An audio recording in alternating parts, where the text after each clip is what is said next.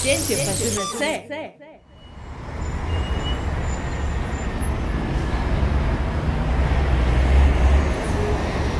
Bienvenidos a otro episodio de Ciencia para su merced en vivo live. Les recuerdo que esta es una iniciativa que se formó en octubre, donde nosotros desde la academia estamos comunicando la ciencia y tecnología que se hace en Colombia y fuera del país en forma de videos que ustedes pueden acceder a nuestras redes sociales. Acá nos pueden encontrar en Facebook, en Twitter, YouTube, Instagram, ¿vale? Muchas gracias por asistir. Ya saben, en este sitio ustedes pueden adquirir comida, bebidas. Allí tienen que ir a la caja. ¿Qué le pasó al dinosaurio? Bueno. Sumersaurio, se llama Sumersaurio. Un aplauso para Sumersaurio.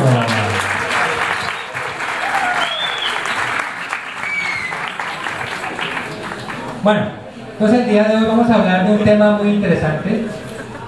En la diapositiva, bueno, los que no pueden ver, hay un cucarrón.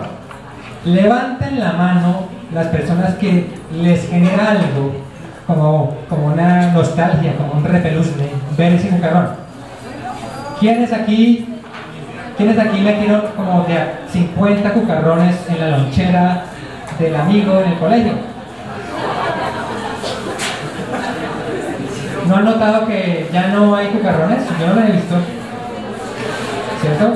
Entonces, el tema de hoy es seres vivos en las ciudades. Seres vivos incluyendo humanos, pero más allá de humanos, animales, plantas, hongos, etc.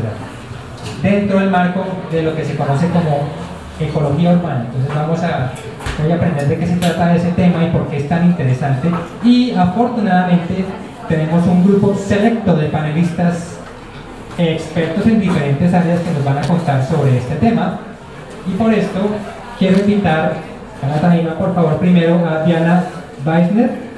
Ella es arquitecta y urbanista y es directora de la Fundación Cerros de Bogotá. Un aplauso, por favor.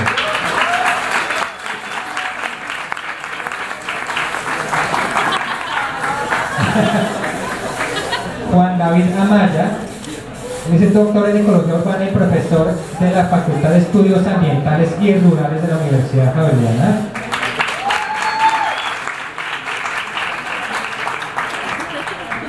Juana Leal, ella es arquitecta y experta en planificación urbana y trabaja para Findeter y también profesora de la Universidad de los Andes.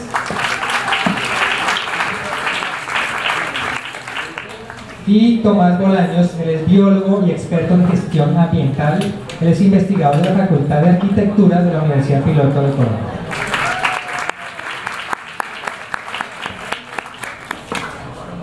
Les recuerdo que esto es como una charla informal entre amigos.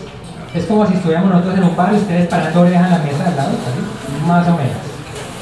Prohibido lenguaje técnico. Si alguien dice, por ejemplo, no sé, rasgos funcionales, yo hago no pueden, no, nada de sí, nada, sí. Entonces, primero, pues la idea también es humanizar al científico, la científica, ver que son personas común y corriente, como uno, o las personas que están. Pues primero quisiera que ustedes nos contaran, nos contaran cómo llegaron a saber tanto de este tema, ¿sí? Cómo llegaron a aterrizar en ese tema de los seres vivos en las ciudades. ¿Listo? Pues empezamos contigo. Hola. Bueno, buenas noches a todos. Pues como biólogo empiezo yo a trabajar con seres vivos, obviamente, pero mucho en el tema rural, en el tema natural, o sea, en los sitios, en los bosques nativos, etcétera, aquí en Colombia.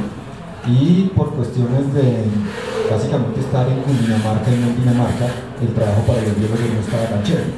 Entonces terminé en una facultad de estudios ambientales, en un programa de administración ambiental, y empiezo como a interesarme mucho más por el tema urbano de alguna manera. Luego paso a una facultad de arquitectura donde pues el tema urbano es muy importante y empiezo a ver cómo es necesaria esa mirada desde la ciudad, desde los profesionales en otras áreas que no sean las ciencias biológicas, hacia esa biodiversidad urbana, hacia esa biodiversidad en un entorno urbano regional. y pues ahí empieza como todo el desarrollo. En uno de los proyectos de investigación de la universidad, yo cuando era biólogo era experto en murciélagos y me llaman para trabajar en techos verdes y muros verdes. No tenía ni idea que era una mata, no me gusta, ni siquiera me las como. Y me toca ser el experto en fotosíntesis, en fotosistema 1, 2, 3, lo que sea. Y tratar de decirle al arquitecto, oiga, pues sí, chévere poner un techo verde, un muro verde en su proyecto, pero tal vez no le deje toda la responsabilidad a las matas porque son vivos y entonces si cae una granizada se pelaron y pues de pronto hay unas soluciones de diseño más interesantes, ¿cierto? Entonces, tratando de explicarle al arquitecto que no era lo chévere meterle la vegetación, terminé más metido en el tema urbano. Y cuando Juan David estaba en Chile haciendo su doctorado, nos llamaron porque había un tema para hacer unos temas de sostenibilidad en el distrito y yo se suponía que era el experto porque Juan David no estaba.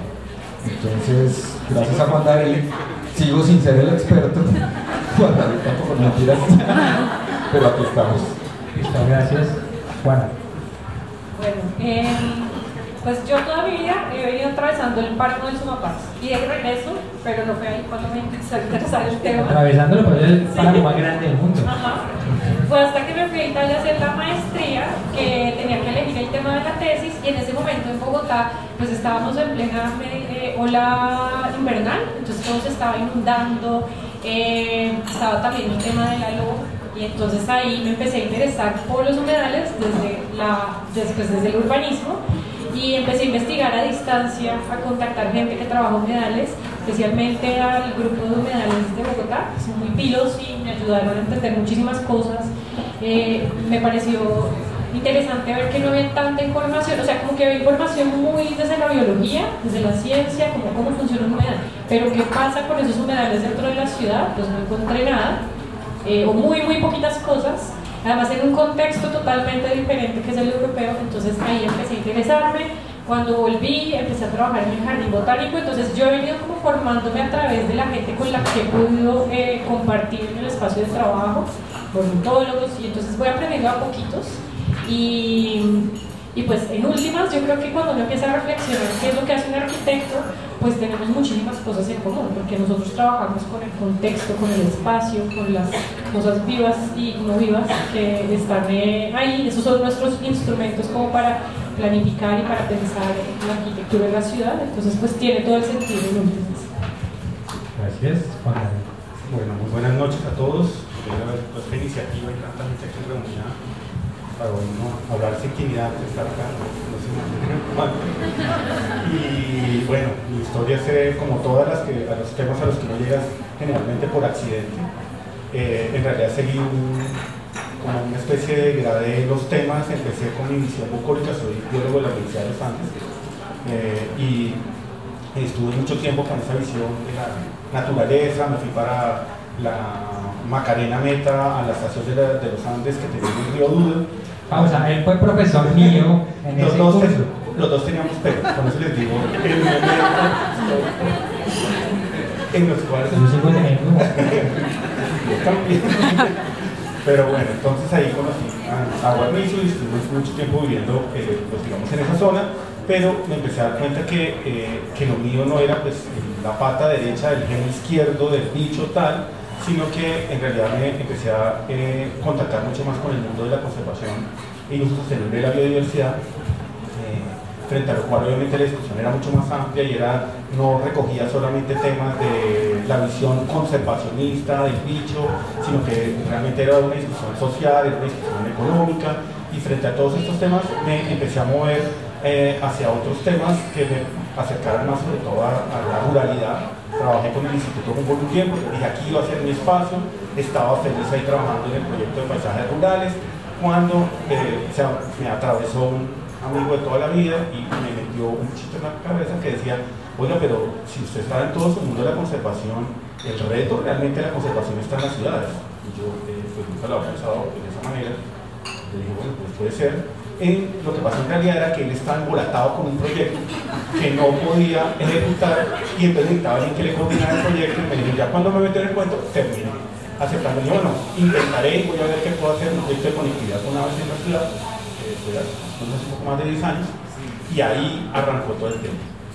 Y me empecé a dar cuenta que la ciudad estaba llena de vida, de sorpresas, de invisibles que no estamos viendo, que no reconocemos, de los cuales depende nuestro bienestar y nuestra calidad de vida, y eso me llevó realmente a meterme en una línea.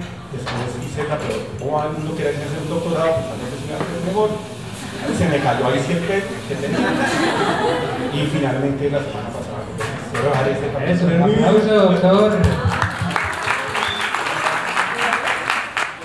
Que no soy un experto, sino que cada vez sé menos sobre el tema, pero sí soy un apasionado por vender a todos los que realmente les gusta no solamente la ciencia, sino la naturaleza. Esto no es un tema solamente científico, es un tema de sociedad, de que hoy en día que somos más urbanos que nunca en el planeta y en Colombia, donde más del 80% de las personas viven en ciudades, la naturaleza es clave en nuestras vidas. Así que este espacio es para reconocer eso. Gracias. Bueno, yo tuve una mamá que paraba en la carretera a recoger tierra de la que veía por ahí y empezó pues mi curiosidad por todo lo que había en ese mundo exterior. La casa que vivíamos estaba, en esa época no había construcciones al lado, entonces habían charcos y pastos, entonces recogía ranas, hasta me las chupaba. Me encuentro a mi hermana que me encontró con los bolsillos del colegio llenos de ranas y cucarrones que le decían mayos. Y pues el tema de la naturaleza siempre era un tema personal de pasión y de amor. Estudié arquitectura y en arquitectura realmente en los Andes la naturaleza era un simple objeto que se veía de afuera y sorprendentemente pues me gradué de arquitecta con una carencia en toda esa formación, y cuando casualmente llegué a estudiar paisaje por cosas de la vida casi muero de la emoción de entender que había gente que se podía dedicar a ese tema, y desde ahí el rumbo cambió y empecé pues a trabajar con muchísima pasión.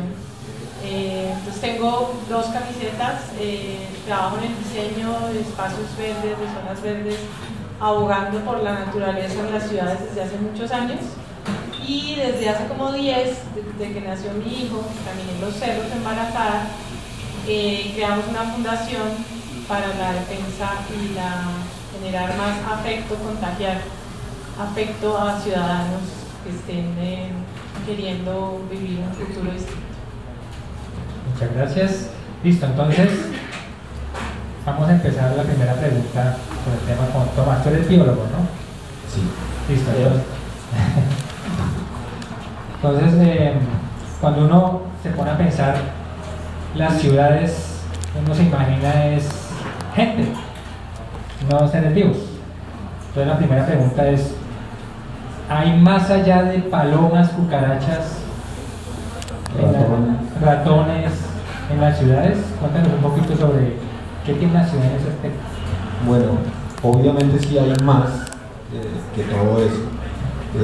En algunos momentos con estudiantes o con personas del común uno empieza a decir, por ejemplo en Bogotá, ¿cuántos bichos creen que hay? ¿Sí? ¿Qué hay? Entonces pues claro, todos saltan ahí mismo y dicen, hay aves. Aves por montones, pues son los bichos que más se ven, pero hay muchísimas otras cosas. Si uno hace un inventario, le pregunta aquí a las personas cuántas aves hay en Bogotá. El que sepa, callado. ¿Cuántas? 10, 20, 200. ¿Las has visto? ¿Sí? He escuchado, ¿no? Pero si uno le pregunta a alguien cuántas ha visto, seguramente llega a 15, 20. Y si le pregunta ha visto murciélagos, dice está loco. Si le pregunta cucarrones, ya no se ven. Mariposas como 3, polillas de la noche que se pegan en la pared negra que sacan corriendo a todo el mundo. Entonces sí hay muchas especies. Si nos vamos a otros pisos térmicos, a otras alturas, climas cálidos, pues vamos a ver muchos más. Entonces la ciudad sí tiene un montón de cosas que están ocultas, que están en unos espacios que de pronto desde la arquitectura podemos decir que son residuales, que eso que no sirve para nada ya está generando un espacio para que crezca una mata, que le dé refugio a un cucarroncito, a un chinche, a otras cosas. Entonces sí, en las ciudades hay muchísimas cosas más, ¿sí? Hay unos que son bien interesantes, otros que no son tan interesantes y otros que causan temor, ¿cierto? Como las cucarachas Como las voladoras. cucarachas voladoras, sí. Las babosas. Sí, pues uno va a tierra caliente, yo con el espíritu de biólogo, una amiga me dice, hay una cucaracha allí encima del cuadro, yo soy biólogo. Llego corriendo a ver la cucaracha, era una cucaracha tamaño alien, una vaina así, y sale volando. O sea, yo salí corriendo y mi amiga fue la que la mató. Yo había visto una cucaracha bogotana así de grande, chiquita, que no vuelan, y esas cucarachas de tierra caliente, en serio, alien. O sea, una pobre cosa ridícula al lado de eso. Entonces, sí hay un montón de cosas y que pues vamos a ver de pronto más adelante que sí funcionan o no funcionan estando ahí dentro de la ciudad acompañándonos, ¿no? Listo, entonces aquí hay muchas cosas en la ciudad, no solamente en Bogotá, sino, y es más claro que ciudades de tierras más bajas pues tienen más bichos, ¿no? Normalmente.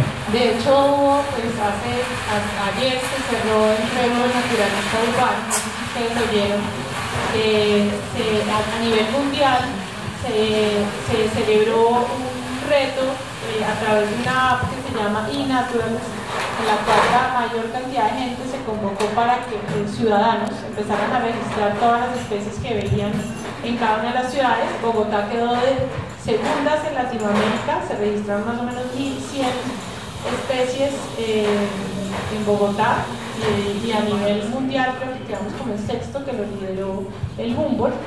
Y uno se mete a la página de la Secretaría de Ambiente a ver, oiga, hay datos de cuántas plantas hay en Bogotá o cuántas especies de plantas hay en Bogotá y no hay, pues ustedes son los expertos, pero entiendo que cuando yo venía para acá dije, bueno, voy a investigar si hay datos estadísticos. Tú dices, estás bien, dicen pájaros, hay más o menos 200, pero el tema de invertebrados, de arañitas, de moluscos, de todos los bichos que además muchos para la gente dicen, no, eso no es biodiversidad, están incontados, ¿cierto? Y de plantas, pues 1500, pero de todos estos más, pues podría llegar, uno no sabe si a 1700. Entonces hay un tema estadístico que en Bogotá no lo estamos haciendo y uno como ciudadano sí puede aportar en esa aplicación a ir sumando, eso lo llaman ciencia ciudadana, que es los ciudadanos suben y buscan, se vuelven observadores o naturalistas, que eso pues genial que ustedes pues también participen en eso, muy chévere. Yo quería aportar un tema y era que veamos esto de la biodiversidad urbana, o este tema de la ecología urbana mucho más allá del bicho, y es decir, aquí vemos la ciudad de naturaleza y lo vemos desde los espacios verdes que podamos vamos a recrear, digamos, en los parques del barrio, lo vemos en los grandes parques urbanos, lo vemos en las áreas naturales que tenemos cerca a la ciudad. Entonces no es solamente el bicho, sino que veamos que la naturaleza está ahí, desde esas cosas que vemos a gran escala, que son, digamos, muy representativas, que podemos identificar fácilmente desde un área verde, un corredor lleno de árboles a lo largo de un área de la ciudad, hasta estamos hablando de todos los invisibles que nos están acompañando permanentemente y que aparecen y que realmente nos están invisibilizando, desde las arañitas que tú mencionas que nos encontramos y que siempre pensamos después de buena suerte, otros no piensan lo mismo, chancletazo, ¿cierto? Hasta toda esa biodiversidad que está con nosotros, desde los chinches que viven en los colchones de nosotros, ¿cierto? Hasta seguramente los hongos que tenemos en los pies que cargamos por toda la ciudad. Y en realidad somos biodiversidad en ese sentido en las ciudades. Entonces es tan biodiversa seguramente una selva, dicen que podemos ver en cualquier lado como puede existir en la ciudad, solamente que se está expresando de formas muy diferentes y realmente hemos perdido esa conexión de poder realmente identificar todas esas formas de vida que están, digamos, alrededor nuestro y que trascienden claramente la Estaba tratando de acordar de esta ciudad en Estados Unidos donde están una cantidad de murciélagos debajo de un puente. Austin, Texas. En Austin, sí. Y es un evento turístico, la gente va a ir a ver la salida de la cantidad de murciélagos. Y el murciélago, la mayoría de la gente les produce asco, miedo, resulta pues que es fundamental. Y pues qué tema que es el hábitat lo escogieron debajo de un puente, ¿no? No solamente las personas de la calle viven debajo de los puentes, sino habrá muchísimo más vida. Sí, pues de anécdota, yo viví 6 años allá en Austin y cuando la gente llegaba, ¿qué hay para hacer aquí? Lo primero que la gente dice es, vaya a las 6 de la tarde, párese debajo del puente que salen miles de murciélagos. Y la gente va masivamente porque es una cosa única, ¿no? Sí. Bueno, para quien me quiera contestar la siguiente pregunta, que la quiera contestar, uno como biólogo le enseñan en la universidad que los seres vivos requieren ciertas condiciones para poder existir. O sea, uno puede tener seres vivos en cualquier lado, ¿no? Entonces, si esos seres vivos requieren ciertas condiciones, quiere decir que esas se presentan en las ciudades, pero puede que no se presenten en el futuro, con los cambios que siempre están ocurriendo en la ciudad. Entonces, la pregunta es la siguiente: ¿qué elementos se requieren para que exista vida o para que se favorezca o permanezca la vida en una selva de cemento? ¿Alguien? Pues yo soy la primera defensora desde la grieta, porque uno creería que no tenemos que tener las condiciones ideales de árboles, agua limpia, corriendo, etcétera, etcétera. Y uno ve, si se pone a mirar entre las grietas de cemento, de hecho nosotros estamos diseñando grietas para que empiece a aparecer lo que llaman malas hierbas, pero que realmente son buenas. Y ahí hay una diversidad increíble, y en esa microdiversidad hay cantidades de cosas que están pasando. Lo que pasa es que no tenemos el ojo suficiente para verlo. Una cosa distinta es a lo que queremos y aspiramos como ciudad que tenga realmente, que sea idealmente cada vez más biodiversa, que podría ser, digamos, la pregunta, y para eso sí, pues están en temas desde la arquitectura, el cambio de hacer unos diseños que ya sean basados en la naturaleza, que cambiemos el chip de lo que llevamos tantos años metidos en la funcionalidad, ¿no? Que las ciudades sean eficientes, rápidas, económicamente, sino que empiecen a pensar que esa geografía, todo lo que hay debajo, y empezar a conectarse con ese contexto geográfico, de suelo y de vida que hay debajo. Yo también creo que es un poquito entender que nosotros, bueno, también somos seres vivos, ¿no? Y dependemos de cosas mucho más grandes que lo que tenemos inmediatamente, digamos que facilitándonos la vida. Entonces es entender de dónde es que viene el agua, qué pasa cuando algo por allá lejano, digamos que cambia el curso, y digamos que qué significa tener todas las cosas que utilizamos día a día, y eso realmente qué impacto genera más allá, pues, de las ciudades. Uno a veces cuando está en la ciudad como muy ausente y piensa que la ciudad realmente, o sea, como que la ciudad es una cosa y el campo es una otra, diferente.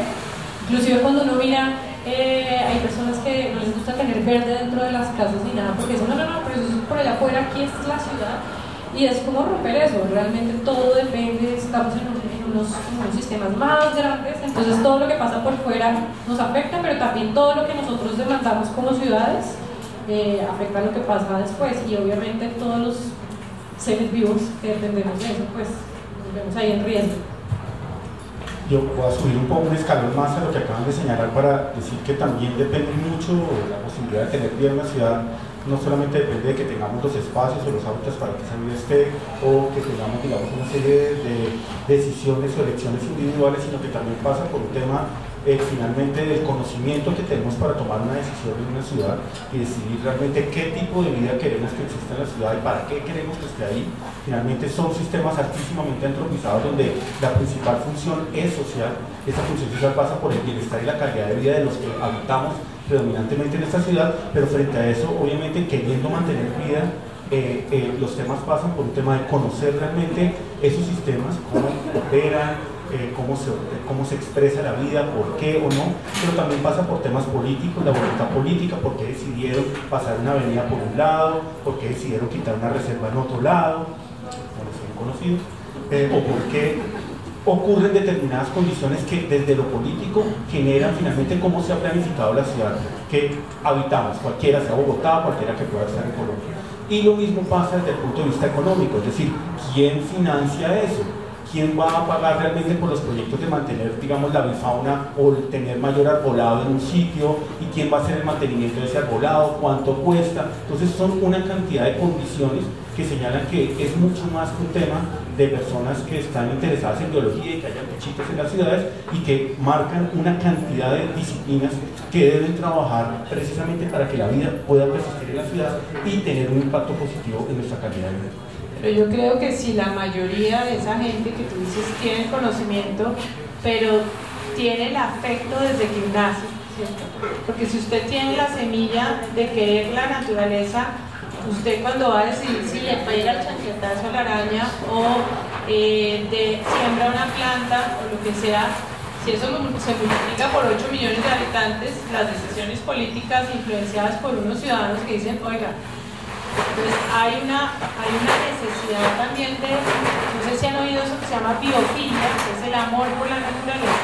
Entonces ese cultivo de la mayoría de la gente, ya la curiosidad viene, bueno, voy a aprender sobre eso, a conocer más, pero yo sí también creo que además del conocimiento tiene que haber cultivo por ese amor por las cosas.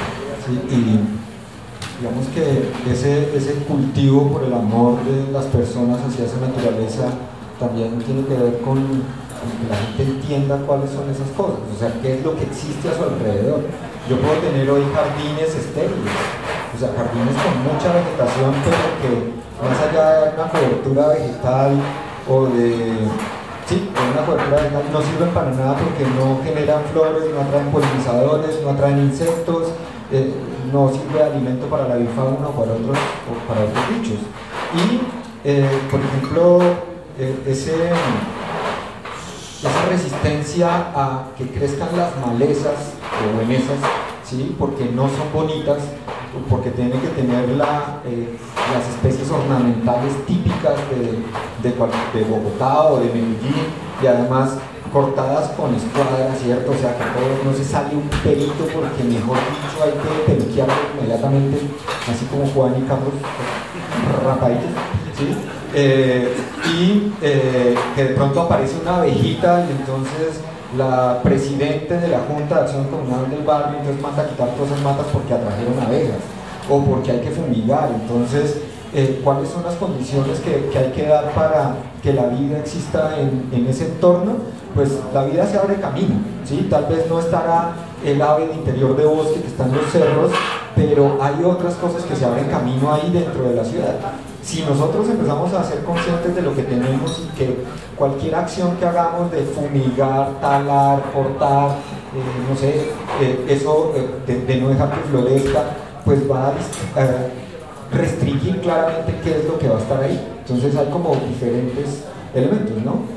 Sí, hay una cosa de las modas, ¿no? Porque tú lo que acabas de mencionar es las tendencias y las modas. Entonces pasa, por ejemplo, no sé si han visto ustedes por todo Colombia que los árboles están pintados como si tuvieran unas medias blancas, ¿no? Y que es una cosa que quedó para que las hormigas no se subieran, pero ahora los pintan de lo que sea, ¿no? De vinilo, o lo llaman blanca porque quedó la tradición, o la cortada, o sea, el jardinero que no, o sea, dice, a mí me pagan es para podar. Y es el tema de cortar todo, de tener todo fumigado. Entonces hay una cosa que tenemos que hacer como la onda de una estética ecológica distinta, de lo despelucado, de lo chueco, porque además todo lo nativo es retorcido, ¿no? La rayando. Y es una cosa que venimos como de los franceses, en que los árboles tienen que estar todos rectos, paraditos y alineados. Entonces hay que venir como a una onda distinta de entender que la naturaleza y lo silvestre en la ciudad tiene cabida, y es fundamental no seguir esas modas como todos sin florecitas, no el árbol. No sé si han visto el edificio que tiene los muros verdes más grandes de Latinoamérica, pero no es funcional porque no tiene ni una flor, pues es muy verde, pero poco funcional. Pero es por lo menos de un paso más adelante, pero efectivamente hay un tema complicado con las modas. Yo creo que uno tendría que empezar a funcionar como un espejo en la ciudad, ¿cierto? Si tenemos una biodiversidad tremenda afuera de la ciudad, ¿por qué restringirla al interior de la ciudad? Tú decías ahorita Europa, Francia, París, lo que sea. Yo me imagino si hubieran filmado La Bruja de Blair en una selva colombiana. O sea, la bruja los coge rapidito, ¿sí? En el bosque de La Bruja de Blair, solo pinos, pues corren como si fuera una cancha de fútbol y no los alcanza nadie. Pero en una selva colombiana, a los 2 pasos se ha tropezado con un hongo, con una raíz, con lo que sea, y ahí los cogió. No, porque tampoco la bruja los veía. Pero la bruja buena los alcanza más rápido, o sea, un hechizo. Como Hermione. Entonces, en ese orden de ideas, ¿por qué queremos copiar? O sea, ya no frenchpulizar esa cosa, ¿sí? Sino porque europomorfizar a la biodiversidad de una ciudad, cuando aquí tenemos un montón de cosas que serían muy interesantes tenerlas dentro de nuestros contextos. Y es que eso es clave en este punto de pensar y ver cómo es la naturaleza urbana y cómo la vamos a manejar, para qué lo hacemos, con qué fin.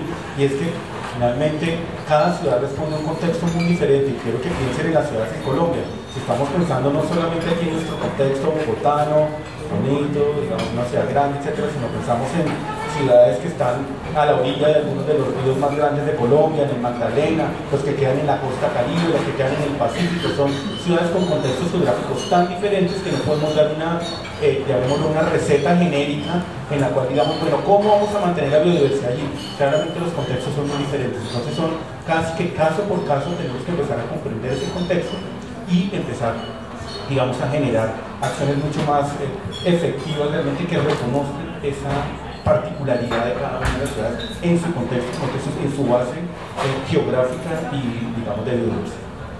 Una cosa peligrosísima que pasó en Colombia es que todas las ciudades empezaron a copiar la cartilla del espacio público, de hacer todos sus parques y sus plazas igualitos que Bogotá. Entonces, ¿qué pasó? Pues ahí las fórmulas, ahí son lo más peligroso que hay, porque entonces empezamos a homogeneizar todos los paisajes de Montería, Montería no porque es un caso excepcional, pero de otras ciudades que son de otros climas, y tristemente por estar aplicando fórmulas caímos en ese desastre. Como por no hablarnos entre diferentes disciplinas, entonces como el arquitecto pues sí ve algo como del paisaje, pero muy orientado, ¿no?, a la historia, y bueno, y esto es que es así. Pero cuando uno empieza a hablar con un biólogo o con un ecólogo, pues entiende realmente que no tiene sentido poner una fila cada 5 metros de los mismos árboles igualitos repetidos, porque pues eso no presta como ninguna función, que si los están los más bajitos sirven para que lleguen ciertas especies de aves. Ese tipo de cosas pues no se aprende ni siquiera, yo creo que tanto dentro del salón, sino cuando ya la gente se reúne y empieza a hablar y empieza como a mirar la ciudad, ¿no?, cuando es realmente ciudadano y entiende qué es lo que pasa pues en su entorno. Una pregunta que me quiere contestar, si es más un poco técnica, porque yo ni idea cómo es el maní ahí. Cuando uno mira Bogotá desde Google Earth o Google Maps o Apple Maps, lo que sea, uno ve que hay partes de Bogotá que tienen, por ejemplo, más zonas verdes o más árboles, sobre todo cerca de los cerros hay como más vegetación, y hay otras que tienen muy poca. Entonces, estaban mencionando que muchas ciudades tratan de copiar a Bogotá, pero incluso dentro de Bogotá misma hay variación. La pregunta es, ¿hay alguna regla en Bogotá para por ejemplo, arborización? ¿Alguien toma las decisiones? Por ejemplo, si yo estoy en este barrio y yo quisiera, nos reunimos con los vecinos y decimos, no, queremos arborizar, llevamos al jardín botánico para que nos aconseje que, ¿será que nos dicen, no, usted no puede hacer eso porque tiene que pedir permiso a fulanito? O ¿cómo es el asunto ahí? Técnico, pues. No tengo tan claro. Al respecto, bueno, primero, Esa no estaba en la preparación. Siempre guarnizo. primero es que hay varias preguntas. Uno tiene que ver con la variación. Entonces es claro y evidente que en una ciudad como Bogotá, como la hay en todas las ciudades, digamos, del mundo, hay ciertas variaciones que responden a determinados mecanismos. A los mecanismos me refiero es que hay determinadas como condicionantes que llevan a que haya más verde en un lado que en otro, que puede ser el caso de Bogotá. El sur de Bogotá es mucho más de entrada climáticamente seco que el norte de Bogotá. Eso hace que de entrada la vegetación sea un poco diferente y que tener, digamos, o mantener áreas verdes como nos las imaginamos en el norte, principalmente cubiertas por pasto quicuyo exótico, sea mucho más complicado, no solamente en mantener, sino, digamos, en costear lo que tiene eso. Entonces, la política sí puede tener una, digamos, una visión general. Tenemos una política de silvicultura para la ciudad. Silvicultura significa esas prácticas realmente de mantener qué tipos de árboles tenemos y qué características tiene ese arbolado urbano en la ciudad. Entonces, hay una política que maneja distinto, entonces usted no puede sembrar lo que quiera, ni tampoco puede talar lo que quiera. No es como un día me levanté y dije, no, mira, ese árbol me está tapando la vista, lo quito, porque inmediatamente le cae una multa. Entonces hay una serie de normativas que llevan a que veamos, que hoy en día veamos la vegetación que hoy tenemos en la ciudad. No es de gratis y eso tiene que ver mucho con las modas. Entonces esas modas significa que cada alcaldía llega con una idea de una silvicultura diferente. Entonces usted puede casi que rastrear realmente por qué en unas zonas hay determinados árboles y en otras no, y es porque han seguido unas políticas determinadas en la ciudad. Entonces, claramente hay diferencias, hay variaciones y ahí ya podríamos hablar, para cerrar, para que puedan hablar de eso, pero para que vayan pensando también algo que es muy importante y es el tema de la inequidad en la cantidad de naturaleza a la que las personas tienen acceso. Quiere decir, no solamente hay injusticia e inequidad desde el punto de vista económico, sino que la naturaleza también puede ser un factor de inequidad en términos de que hay personas que pueden tener mucho menos acceso a esa naturaleza que la que pueden tener otros en la misma ciudad. Uno ve que las zonas con más bosques hay una correlación como con acceso a recursos, ¿no? Sí. Positiva. Pues es que si uno empieza a mirar la forma en que creció la ciudad y cómo se ha expandido Bogotá, obviamente encuentra un patrón, pues Bogotá tiene más o menos un 50% de origen informal. Entonces la prioridad para estas personas realmente no era tener un patiecito en su casa, sino pues tener en dónde vivir, en donde tener como lo mínimo, cada vez que podían pues hacían un piso más y así, digamos que eso está también muy ligado, y también esa segregación, esa división entre el norte y entre el sur, que obviamente también tiene que ver con las condiciones propias del espacio y tiene que ver también mucho con el desarrollo social de la ciudad, donde las prioridades no son las mismas, donde la planificación realmente, pues si no está planificada, si está planificada, pues definitivamente determina unas zonas en donde al menos hay un parche verde que puede que funcione o no funcione, pero pues está el espacio verde, mientras que los otros no. O sea, un barrio de origen informal, pues primero soluciona dónde es que la gente se reparte para vivir, por dónde camina, y de últimas, si acaso deja como los espacios de reunión y las zonas verdes. Entonces, pues por eso también se ve tanta diferencia. Pero además yo creo que es importante ver que cuando hay un espacio verde, por ejemplo lo que pasa con los humedales del occidente, pues esos espacios siempre están como a la espalda, no hay una forma de entender cómo debería ser la relación, pues porque tampoco no son parques, ¿no? Tienen como otra funcionalidad dentro de la ciudad. Si hay una necesidad de suelo, pues sencillamente la gente empieza a taparlos y ahí aparecen todos esos procesos como de división y de cierre. Pero digamos que cuando ya la situación está normalizada tampoco es muy claro cómo la gente se debería o puede relacionarse con este tipo de espacios. Yo creo que también puede llegar a suceder un poquito con los cerros, como que realmente a veces o sea, hasta dónde es recreación, hasta dónde no, cómo debería ser esa interacción entre las personas y esos espacios verdes. Antes de Ilana, que seguramente sí nos va a solucionar el problema, cierto que hay un tema de crecimiento informal en cualquier ciudad que ayuda a que el verde no sea tan importante, pero pues también hay casos donde el crecimiento informal con bajos recursos económicos han generado que haya muchos árboles de orden medicinal para poder acceder a esas necesidades de salud. Pero yendo a barrios formales como pues muchas zonas de Chapinero, cerca de la 45, abajo de la Caracas, hace poco estuve en el apartamento de un amigo que se podía ver ahí, y son casas de estas, yo no sé de qué estilo son las de Chapinero, inglesas, y normalmente tienen su patio, tenían su zona verde, y hoy, para seguir con los términos locos, hay una tejadización de los jardines, de los patios, ¿cierto? Entonces todo lo llenaron de tejados para poner lavanderías, todo lo taparon para poner una tienda, etcétera, y entonces se perdió esa zona verde. Y se supone que la norma no debería dejar hacer, o la norma no deja hacer eso, pero pues ya hay otros temas de fondo ahí diferentes, ¿no? Bogotá ha tenido 2 planes de arborización. El primero se lo contrataron a un arquitecto Hoshino. No sé si ustedes ven, la mayoría de los árboles que uno ve en Bogotá son urapanes. Hay unos de origen chino, Fraxinus chinensis, y los otros son Udei, que son mexicanos. Pero resulta que un personaje vino por el aeropuerto y allá pues, hay estaciones, entonces el bicho que se come las hojas del urapán se paraliza en invierno. Ustedes me corrigen, ustedes son los expertos.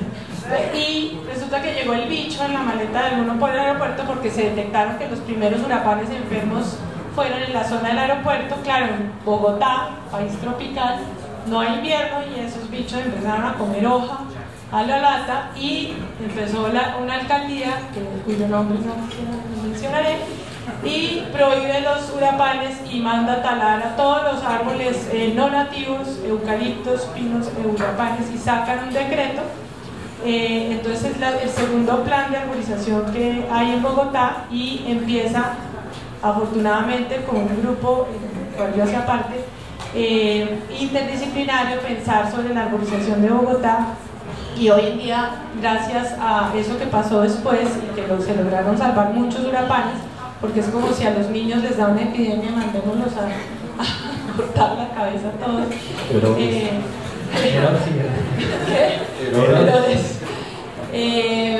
Hay una diversidad de árboles urbanos en Bogotá increíble ahora, afortunadamente, y pues la idea es que por lo menos hoy invertamos ese porcentaje de especies nativas a 2/3 partes, o sea, un porcentaje mayor, pero efectivamente el jardín botánico es el que controla quién siembra, cómo, tiene un manual que todavía es bastante cuestionable, pero sí, ya hay un tema de ordenamiento de arborización mucho más allá. Quería señalar algo, precisamente salirnos también del arbolado urbano, es decir, todas esas variaciones que el monseñor Álvaro hizo también tienen una cantidad de connotaciones culturales de lo que ha significado para muchas personas. Seguramente muchos de ustedes crecieron en casas, algunos no tuvieron esa fortuna, entonces tenían los jardines, y los jardines eran llenos de plantas muy diferentes que realmente, en la medida en que la ciudad se ha ido particularmente verticalizando a través, digamos, de los procesos de la pérdida de casas y la generación particularmente de edificios que han generado una pérdida gigantesca de jardines, que tiene esa diversidad, hemos perdido una gran variedad, digamos, de esa diversidad que veíamos antes, pero también lo vemos en los, ahora estamos hablando, claro, lo multan, que no puede ir a sembrar lo que quiera, pero eso no ocurre en la realidad. La informalidad aquí, a ver cuál de sus mamás no sacó la patica de la plantica y fue la puso allá en el parque, allá la araucaria que tenía entre la casa, o allá en Matorral, y no vayamos a saber qué es lo que pasó, ¿cierto? Entonces, y ni idea de dónde salió eso. Entonces, claro, todo eso tiene unas connotaciones donde las ciudades muestran que son altísimamente complejas, no es solamente la norma o lo que haya o qué árboles hay, sino que en realidad encontramos, digamos, una alta variedad de condiciones, tanto sociales como culturales, que llevan a que tengamos esa variedad de vegetación de la que se habla igualmente. Sí, es muy difícil homogeneizar. A mí me gusta ver fotografías de Bogotá antigua. Me gusta comparar, mire, ahí más o menos está lo mismo, completamente diferente, y me llama la atención que a veces uno ve fotos de Bogotá antigua hacia los cerros y uno no ve un árbol. Alguien me dijo que no, es que antes, como no había electricidad, entonces se usaba hornos de leña o se usaba como combustible los árboles. Entonces, pues, ¿qué árboles va a haber? Porque yo no sé si eso es cierto, pero la pregunta va hacia lo siguiente: ¿ustedes han notado que los bichos y las plantas de las ciudades cambian en el tiempo, como la estructura o los tipos de animales que hay cambian en el tiempo, o eso es más o menos estable? Y lo otro, ¿cuáles serán las implicaciones de ese cambio? Bueno, el primer bicho que cambió fue el bogotano, porque se acuerdan del bogotano de sombrero, paraguas,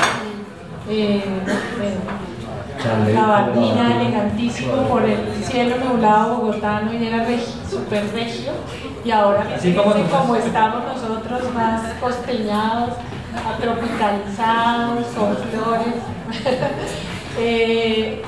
Claro, pues ya yéndome hacia los cerros que me tocó mi corazón, no les había mencionado, siempre nos muestran, no, pues que los cerros eran pelados, miren las litografías. Bogotá se construyó a punta del material de las canteras para construir la ciudad, la leña para las cocinas, los taninos, los que venían de los encenillos, y ahí fuimos pelando todo el borde, pero los cerros eran absolutamente biodiversos. O sea, nosotros tenemos unos montajes de cómo nos imaginábamos que eran los cerros antes, y que no nos vendan el cuento que con los cerros están pelados agradezcan que hoy están verdes. Claro, el Inderena después vino, sembró pinos, eucaliptos, y hicieron unas recuperaciones entre comillas con retamos, que son los que están invadiéndonos por todas partes para recuperar los taludes. Y hoy es el tema de que ahora restauremos los cerros para ¿no? recomponer todo este tema en que nos equivocamos supuestamente. Pero hay una cosa que me contaba Mateo, gran amigo de todos, es que uno siempre dice siembra un árbol, ¿no? Y el símbolo del árbol es como lo importante. Y en el caso del cerro, cuando por ejemplo dicen usted tala un árbol y tiene que reponerlo por 20, resulta que en el cerro, si usted tala un eucalipto gigante, lo tiene que reponer por X, pero si tala un pedazo de monte, eso sí, no pasó nada. Y resulta que es más importante ese, entre comillas, monte tan mal llamado, porque finalmente es el sitio más importante donde hay más biodiversidad. Entonces más bien deberíamos decir siembre monte y escriba un libro y yo quiero tener el hijo porque eso ya está cuestionado. Sí, y cría el hijo también. Y eso lo reconozca. Y eso también pasa, eso pasa en todo Colombia. Yo estuve trabajando en Pescadito, Santa Marta, y entonces Pescadito es... ¿Ya no es el Pío Valderrama? ¿Cómo? Sí, es donde es el Pío Valderrama, donde nació el fútbol y todas estas cosas. Pero entonces lo chévere de Pescadito es que está como en medio de los cerros y es bosque seco tropical. Entonces es un bosque rarísimo que cuando llueve se pone verde y es otro paisaje totalmente diferente. Pero digamos que las situaciones a veces de precariedad de la vida de las personas que están allá los llevan a que en serio no tienen electricidad, y eso todavía está pasando hoy en nuestro país, ¿no? Entonces como que no tienen con qué cocinar pan y montan el palo, no sé qué, y entonces es una cultura de allá que digamos que tenía todo el inventario de las especies medicinales, que el pajarito tal, que no sé cuántas, que les hacen las canciones, y todas estas cosas se van perdiendo. Entonces no solamente es como una pérdida de biodiversidad en esos espacios urbanos, sino también como una pérdida de la identidad y de la cultura, y eso se ve a lo largo del país, y es un poco triste también por la incomprensión de cómo es el paisaje de allá. Y entonces ahí me acuerdo mucho que estábamos trabajando con unos suizos que venían a hacer como una propuesta de intervención en este mismo barrio, y lo primero que decían como pues estos cerros tan feos, así como todos amarillos, esto lo que debería hacer es como un Santorini, y entonces como casas ahí encima de los cerros, y entonces es como, oiga, no, es diferente, es otra sensibilidad, pero es como también de la misma ignorancia y como de dejarse llevar por lo que debería ser como copiando otro modelo, no sé, todo vuelve a lo mismo. Yo sigo viajando como Juana, y entonces voy primero para Calarcá, en el Quindío, y cuando yo estaba trabajando con mi tesis de maestría allá, la gente empezó a decirme, volvieron los pajaritos, estilo la canción del profesor Yarumo. Entonces, pero seguro que volvieron los pajaritos. Sí, es que hace rato que no los veía por acá. ¿Y por qué volvieron? Ah, no, es que puse un alimentador de aves, aquí le pongo banano, agua. Pues claro que llegaron los pajaritos, ¿cierto? Entonces, a veces hay cambios que no son perceptibles, porque pues finalmente, o sea, sí hay un cambio que es perceptible, que no está el pajarito. ¿Pero por qué? Porque es que no está el entorno, el hábitat específico para él, no están los alimentos, no está quien los atraiga, pero todavía siguen en el contexto inmediato. Entonces, si hay unos cambios, desaparecen, trae unas consecuencias tremendas en polinización, en dispersión, en controles de plagas, etc. Pero tal vez si nosotros damos las condiciones, puede que vuelvan, ¿sí? En Bogotá hay mucha lechuza, Tito Alba, que tiene el disco La Cara Blanca, búho blanco, siglos son estos, nocturnos, lechuza, ¿sí? Lechucito, chiquito, ¿sí? Esa lechuza pues en muchas casas, en muchos edificios está, y llega y hace su nido ahí y empieza a criar su lechucito, ¿sí? Resulta que el hijo de madre es nocturno, entonces uno pues como habitante urbano diurno, pues una pareja de lechuzas criando, hacen bulla en la noche, el lechuzo está llamando para que le den comida, y entonces pues el habitante humano no se aguanta eso mucho tiempo. Si le va bien a la lechuza, lo dejan que críe, se va al polluelo y mandan cerrar donde se haya establecido el nido. Si le va mal es que veneno o alguna cosa y chao. Y uno entiende esas cosas porque para mí como biólogo, en un caso muy cercano, llegó el nido, estábamos todos felices de ver la lechuza, yo no dormía en ese apartamento, entonces yo me iba a mi casa a dormir tranquilo y la bulla le quedaba a otro. Y la lechuza llegaba con un ratón moribundo, se lo soltaba al lechuzo para que él lo aprendiera a cazar, pero pues eso no está tan agradable, ¿cierto? Entonces sí se generan unos cambios que evitan que estén esos bichos por ahí en esa zona. Si yo los quito, ellos van a ir a buscar otros lugares. ¿Y qué pasa con unas poblaciones de, por ejemplo, de roedores que estaban ahí en esa zona? Se aumentan.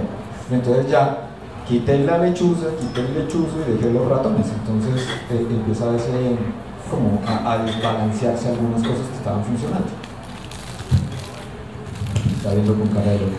No, es que me quedé pensando en la lechuza. Y entonces, bueno, yo lo que creo es que es importante reconocer todo eso que están aquí comentando, que me parece muy interesante, y es que hay una cantidad de condiciones que permiten que la vida esté o no esté en las ciudades. Y de eso es que tenemos que aprender realmente para poder empezar a sacar no solamente las lecciones, sino con ese conocimiento tomar una mejor decisión de si queremos más lechuzas, pues entonces posiblemente hay que generar más espacios en algunos sitios para que ellos tengan nidos, o entonces si lo que queremos es evitar el conflicto, entonces seguramente poner casas anideras en los árboles de algunos parques de tal manera que ellas puedan tener un espacio donde reproducirse. Entonces a lo que va esto es que no hay que ver dicotómicamente la ciudad como o naturaleza o lo construido, sino que si se dan cuenta acabamos de ver cómo un ave utiliza un espacio que es construido y en el cual no hubo de por medio ningún tipo de vegetación ni nada por el estilo. Entonces eso señala que realmente la naturaleza tiene una forma de expresarse muy particular en las ciudades, en las cuales esas interacciones en términos de lo que venía hablando en lo social o también en lo construido son importantes reconocerlas. La biodiversidad se expresa de esa manera, se relaciona, y todas esas variaciones de las que habla Guarnizo en el espacio o en el tiempo, que uno encuentra en un sitio o en otro, o en un momento en otro, dependen mucho de esas condiciones que vamos a encontrar. Entonces si los edificios son altos, son bajitos, y la densidad, digamos, humana es muy alta, muy baja, si el ruido, entonces hay una cantidad de características muy particulares de una ciudad que hacen que realmente nosotros podamos, o si las conociéramos mucho más, podríamos manejar mucho mejor la ciudad para poder, digamos, favorecer la posibilidad de tener estas formas de vida dentro de un sistema urbano. Es como nos queremos integrar. Si nos queremos integrar de una manera positiva con toda esta biodiversidad, así sea fea, el murciélago que asusta, Drácula, o sea, me va a morder en la noche, la lechuza que no me deja dormir, pero los edificios tienen culatas, o sea, o fachadas ciegas, ¿no? Entonces, ¿qué pongo yo en esa culata que sirva para que la lechuza mire y no me haga ruido dentro de mi edificio, dentro de mi apartamento, ¿cierto? Entonces, ¿cómo me integro yo? Culata o fachada. ¿Fachada? Sí. Las partes del edificio donde no hay ventanas. Los arquitectos, claro. No, además, y es interesante, yo conozco gente que trabaja, colegas que trabajan con evolución de seres vivos en ciudades, y es increíble ver cómo en poquito tiempo los seres vivos se pueden adaptar a las condiciones de ciudad. Por ejemplo, ranas que en campo cantan y cuando están en ciudad con los picos de los carros cambian la frecuencia del canto para que puedan escuchar. O sea, es como que da un punto de vista como no todo está perdido, pues, como que puede haber adaptación, y claro, habrá casos en donde no va a haber adaptación, pero hay casos en donde ¿puedes decir algo o no? Okay. No, sí, pues para nada, las ciudades son sistemas vivos, están repletos realmente de presiones evolutivas sobre las especies que están habitando allí. presiones que están llevando precisamente inclusive de aislamiento. Hay estudios muy interesantes en ratas y en palomas en Nueva York, donde muestran realmente inclusive aislamiento geográfico de algunos de los tipos, digamos, geográficos, sí, pero que hay barreras geográficas realmente dentro de la ciudad que hacen que hayan poblaciones diferenciadas, dentro de los cuales se han encontrado no solamente, digamos, temas desde el punto de vista comportamental, sino inclusive genético. Y es interesante ver que las ciudades mantienen, digamos, las mismas reglas evolutivas que puede estar ocurriendo en cualquier espacio, digamos, del planeta. Y los árboles también cambian de forma según el sitio donde crecen. Por ejemplo, pues un árbol europeo que creció acá crece de forma distinta a como crece en su país de origen, y uno se imaginaría que es distinto, pero por supuesto es como, pues viene un norteamericano, un europeo a vivir acá y se tropicaliza. Entonces lo mismo pasa con la naturaleza y el nivel de adaptación de todos, así como el del ser humano, que es infinito, de todos los seres vivos es igual. Listo. Entonces, ya sabiendo que los seres vivos pueden adaptarse aquí, existir en las ciudades, todos aquí estamos a favor de los seres vivos. Entonces, la pregunta es, ¿son deseables todos los seres vivos en las ciudades, o de pronto hay unos que deberíamos exterminar con los que llamamos? En los humanos no todos son deseables. Un tema sobre sí es que, claro, tenemos, no creo que haya algo indeseable en la vida. Yo creo que es un poco más de qué queremos realmente tener en una ciudad y qué problemas puede tener determinado tipo de vida. Yo les pongo un caso muy clásico. Antes de que se una pregunta, cuando dicen desear, ¿es desear desde un punto de vista técnico de servicios que prestan ecosistémicos, o de no me gusta? Exacto, una visión más. Es que ambas cosas van a apuntar a lo mismo, y es qué percibimos como beneficioso de la naturaleza. Hay cosas que pueden ser culturales, no tienen que uno recibir beneficio económico, por ejemplo, sino que simplemente nos gusta que eso esté ahí presente. Entonces, en ese sentido, esos que llaman servicios ecosistémicos, que todos esos beneficios que recibimos de la naturaleza, también se marcan particularmente en las ciudades. Entonces uno tiene casos muy particulares donde, claro, todos queremos ver, qué sé yo, árboles en la ciudad que nos generen, digamos, condiciones más de sombra, por ejemplo, en ciudades que son cálidas, o de captura de contaminantes, por ejemplo, en una ciudad como Bogotá, que si tuviéramos seguramente una mayor masa de árboles, tendríamos una menor contaminación, etc. Pero asimismo hay otra cantidad de condiciones, digamos, de vida que aparecen en las ciudades que a veces no genera una cantidad de conflictos. Yo les pongo el caso de las ciudades digamos, en tierras cálidas, donde obviamente quieren sombra y lo primero que siembran es el mango. Los árboles de mango son una belleza, pues son súper frondosos y todo, pero empiezan a dar mangos y dicen buenísimo, porque uno siempre se imagina qué mejor que tener biodiversidad urbana que se pueda comer, además de todo, y que provee alimento. Pero eso termina cuando empiezan a podrirse los mangos, a caer al piso, viene la cantidad de pájaros a comerse, y los bichos y los murciélagos también, entonces empiezan a literalmente cagar encima de los cigarros, de los tejados, y esto genera todo un conflicto. Entonces adiós. Está avanzando, entonces se invierte una cantidad de recursos. Entonces hay una discusión si se debe invertir en controlar o eliminar el retamo, o más bien invertir en centrar y en proteger los otros bosques. Ese es un tema muy álgido entre el que yo oigo en los temas, digamos, de conservación en la ciudad, y el otro es sobre la fauna silvestre. Por ejemplo, en el Colegio Gimnasio Femenino aparece este zorro perruno que uno diría no hay en Bogotá, y baja hasta la séptima, hasta el colegio, y empieza toda la discusión y qué hacemos con los zorros. Entonces, pero en otras ciudades del mundo se está hablando que claramente la vida silvestre debe aparecer en las ciudades. Lo que pasa es que nosotros tenemos que saber cómo comportarnos, y para nosotros es un tema como nuevo, pero no es que sea deseable o indeseable, sino hay que saber cómo manejar y entender el tema dentro de la ciudad. Cada vez que yo hablo con un amigo paisa me dice, ay, es que la capital de Colombia debió ser Medellín porque tenemos mejor clima y bla, bla, bla. Y yo digo, pues no, es que Bogotá tiene unas ciertas ventajas por estar aquí arriba, y es que pues aquí no llega ni el Zika, chikungunya, ni todas estas cosas que pueden ser un poco tenaces, o sea, un poco a la defensiva. Pero lo que yo pienso en el fondo como que es qué pasa con el cambio climático y realmente sí, cada vez vamos a ser como más tendientes a tener ese tipo de cosas para las que realmente nosotros no estamos adaptados. Pues eso es algo que a mí me genera como muchísima curiosidad, que no sé a qué velocidad será, pero yo pienso que definitivamente ese movimiento de especies y que algunas que por ejemplo ahorita están en el páramo ya casi no se ven y todo ese tipo de cosas, pues eso creo que definitivamente no es deseable. Obviamente todas las cosas cambian y evolucionan, pero pues a qué ritmo y qué tanto estamos preparados para ese tipo de situaciones y como de epidemias y no sé, cosas catastróficas que pueden llegar a pasar muy rápido. Alguna cosa es como el efecto peluche, ¿cierto? O sea, nadie tiene una cucaracha de peluche en la casa, ¿sí? Una pulga o un chinche, ¿cierto? Sino el osito panda, el oso de anteojos tampoco se consigue, ¿no? Un tigrecito, cosas así de ese estilo. Pero, por ejemplo, ¿a cuántos de ustedes les gustaría estar sentado en el trono? ¿Saben cuál es el trono?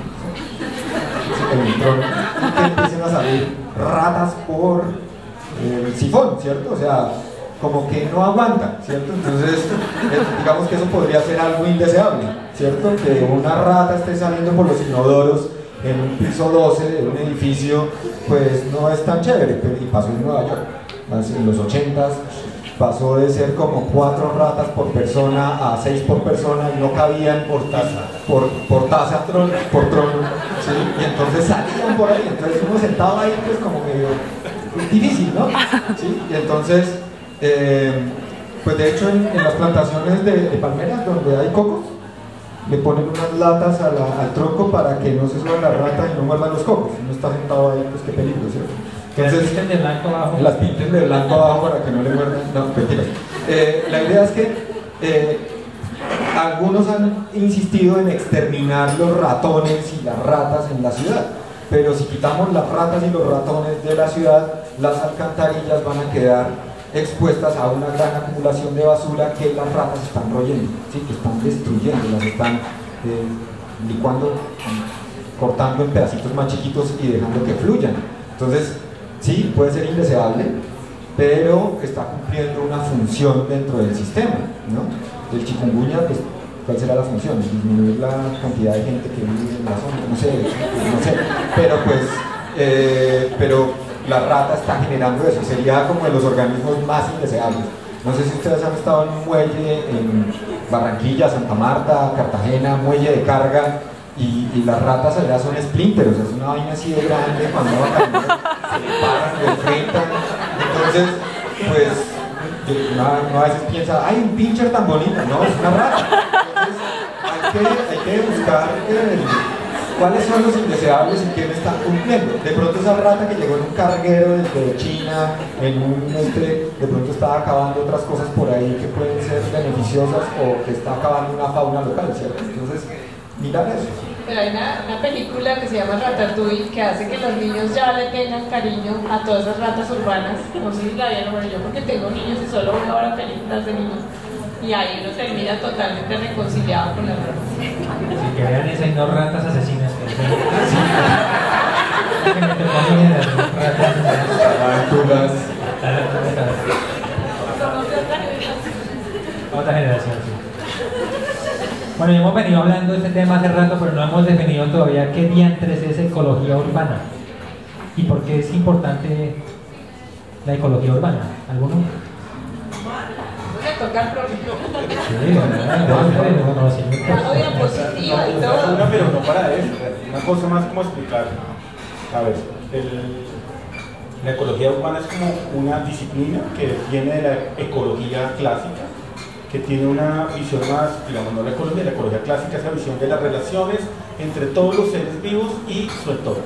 Eso quiere decir todo el medio físico, las montañas que existen, los árboles, el aire, la temperatura, y eso genera, digamos, lo que conocemos como ecosistemas naturales.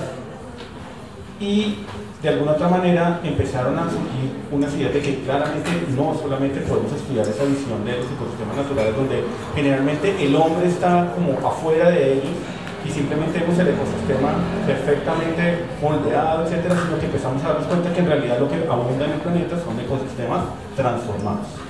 Esos ecosistemas transformados, que es porque creo que por ahí están unas cosas que habíamos puesto ahí. Entonces lo que vemos es esa ecología sin la ciudad, aséptica, sin ningún tipo de transformación, etc. Pero nos empezamos a dar cuenta que sí hay ecosistemas transformados, tanto digamos en sistemas productivos, ecosistemas, los trans, sí, ecosistemas transformados que el hombre Menos técnicos. Entonces pasamos de esa visión de la ecología sin la ciudad a la ecología de las, digamos, en la ciudad.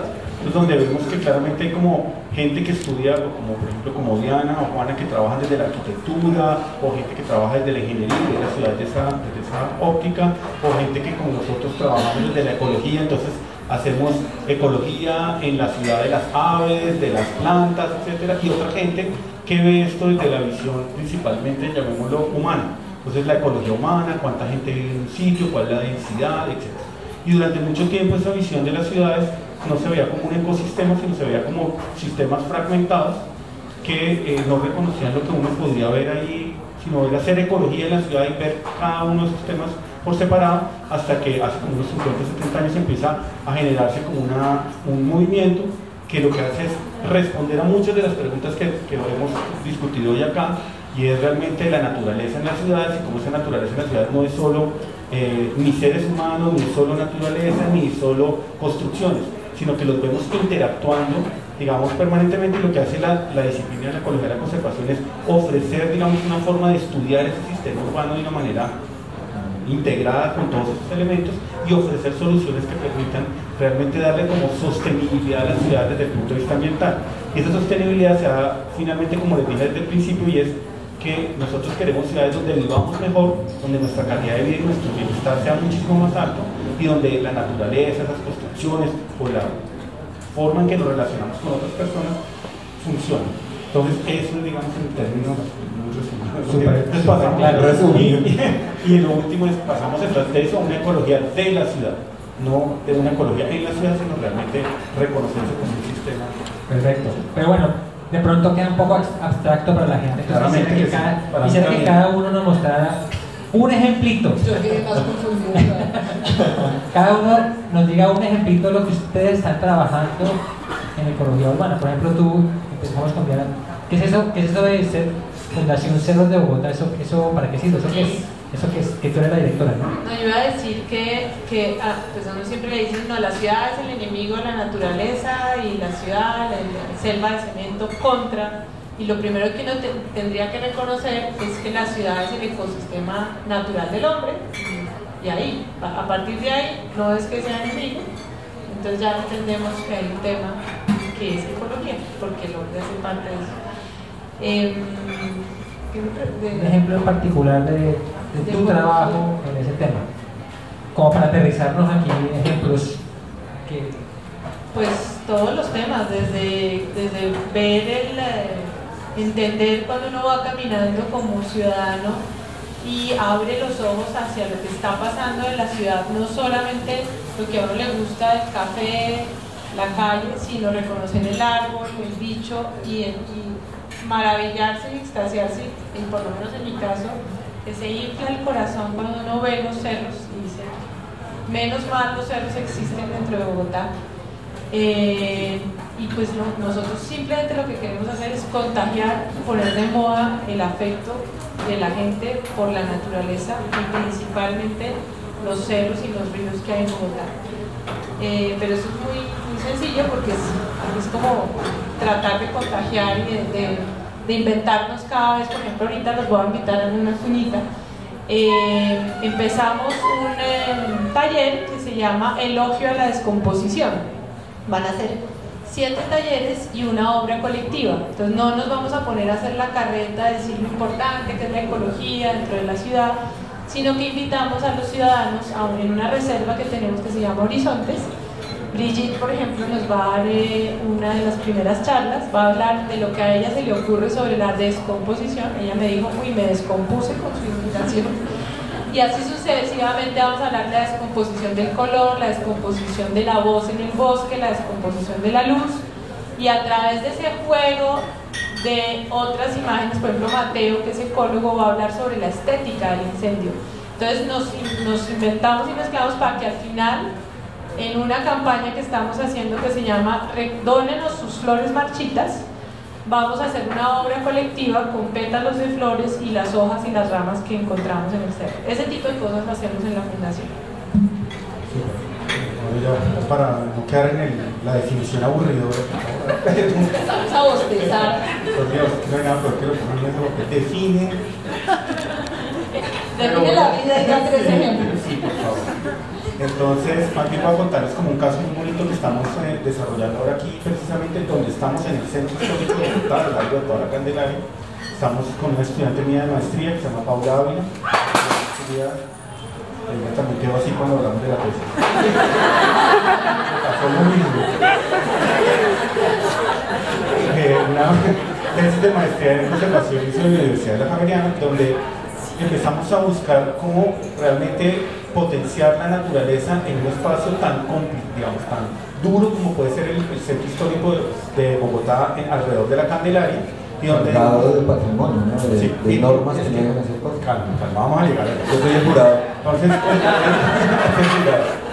a ver, entonces ahí lo que estamos intentando trabajar es cómo potenciamos la posibilidad de que la naturaleza ofrezca más servicios, que lo que ya de entrada de ese patrimonio histórico le genera una cantidad de habitantes de esa zona, que son, muchos de ellos pueden ser, llamémoslo, temporales, porque son visitantes que llegan a la ciudad, se acercan a esos patrimonios históricos y pare de contar, verán una historia, etc.